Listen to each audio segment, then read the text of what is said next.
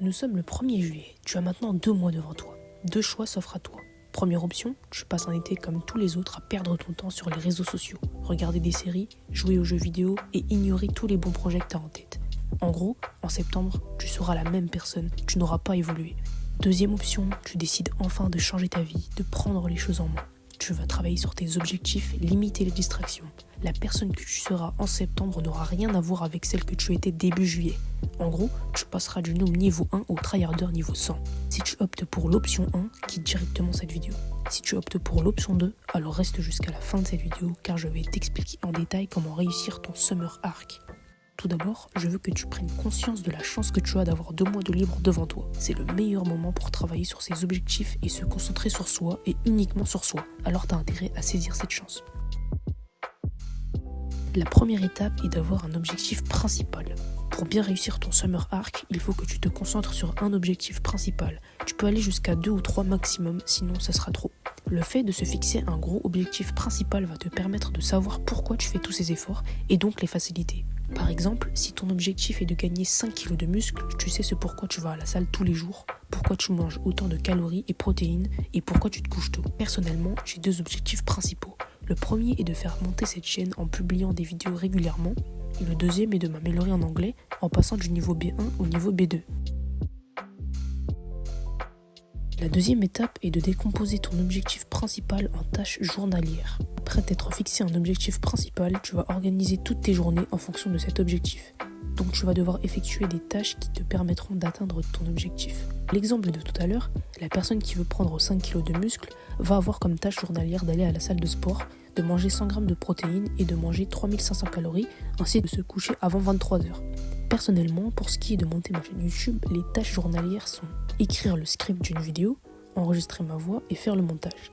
Et pour ce qui est de passer d'un niveau anglais B1 à B2, les tâches sont de faire 1 heure d'anglais sur un site pour apprendre la langue et de lire 10 pages d'un livre en anglais. À toi de te fixer tes tâches journalières en rapport avec ton objectif principal. Et n'oublie pas de fixer ces tâches à des horaires prédéfinis. La troisième étape est d'avoir une morning routine.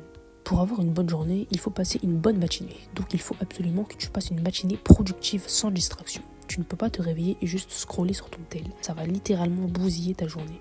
Tout d'abord, il faut que tu te fixes une heure de réveil que tu vas respecter tous les jours. Donc n'en fais pas trop. Essaye de te réveiller 1 à 3 heures avant ton heure habituelle.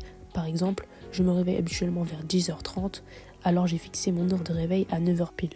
Une heure raisonnable que je peux tenir à long terme. Il faut que tu te lèves immédiatement sans repousser ton réveil, sinon la bataille est déjà perdue. Ensuite, après t'être levé et fait un tour aux toilettes, laver le visage, etc., tu te poses devant ton bureau et tu médites. Oui, je sais, ça peut paraître inutile, mais essaie. C'est déjà un défi qui va mettre en épreuve ta discipline en devant le faire tous les jours. Elle réduit le stress et aide à être dans le moment présent. Après avoir médité 3 minutes au minimum, tu prends un carnet et tu fais de la gratitude. Tu vas écrire 3 choses pour lesquelles tu es reconnaissant. Ça peut être des trucs qui peuvent paraître ridicules. Par exemple, tu peux dire « Je suis reconnaissant d'avoir un bureau, je suis reconnaissant d'être en bonne santé ». Ça va t'aider à être positif et reconnaissant et donc être plus heureux en général pour des petites choses. Ensuite, tu passes aux choses sérieuses. Tu vas écrire toutes les tâches que tu dois effectuer durant la journée. Ne sois pas excessif en faisant une to-do list à rallonge que tu vas jamais terminer. Personnellement, j'ai entre 5 et 6 tâches dans la journée. Maintenant que tes objectifs pour la journée sont clairs, il faut toutes les effectuer. Et pour ça, il faut faire preuve de discipline. La quatrième étape est de supprimer les distractions. Pour atteindre tes objectifs, il est crucial de rester concentré et donc d'éviter toutes sortes de distractions, surtout les réseaux sociaux. Ils sont extrêmement nocifs pour nous, notre concentration et notre santé mentale. Il faut que tu réduises grandement ton temps passé dessus. Fais-le à ton échelle. Si habituellement tu passes 3 heures quotidiennement sur les réseaux sociaux, alors tu peux le réduire à 1 heure seulement. Et si tu passes 1 heure quotidiennement, réduis-le à moins de 30 minutes. Ça va te faire gagner un temps fou, améliorer ta santé mentale et ton bien-être. Tu dois aller sur les réseaux sociaux ou autres distractions que si tu as terminé toutes tes tâches de la journée.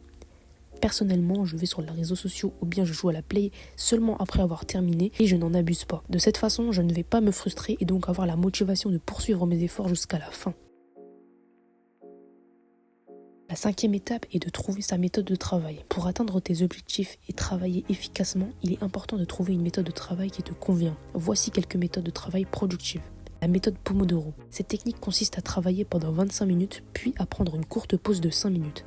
Après 4 cycles de 25 minutes, prends une pause plus longue de 15 à 30 minutes. Cette méthode est excellente pour maintenir un haut niveau de concentration et éviter l'épuisement. Elle peut être idéale pour les procrastinateurs.